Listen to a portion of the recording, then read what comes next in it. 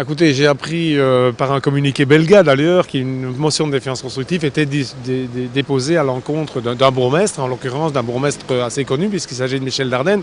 Alors à ce stade, je n'ai évidemment aucune impression. On va d'abord attendre le fait de savoir si cette motion de défiance constructive se concrétise par le dépôt d'un acte concret, si nous ne sommes pas dans l'effet d'annonce, et puis nous analyserons, comme on l'a fait chaque fois qu'il y a eu une motion de défiance constructive, la recevabilité d'un tel acte, si tant est que le conseil communal doive aller jusqu'au bout dans cette matière. Donc aujourd'hui, nous sommes encore dans l'effet d'annonce.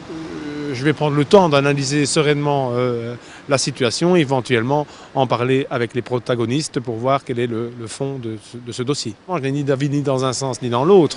Le code de la démocratie locale ouvre la voie à une motion de défiance constructive. Par définition, il s'agit d'un acte politique qui ne doit pas être justifié. Nous ne sommes pas dans le cadre d'une sanction disciplinaire avec des recours possibles au Conseil d'État, et la Cour constitutionnelle a été très claire à ce sujet.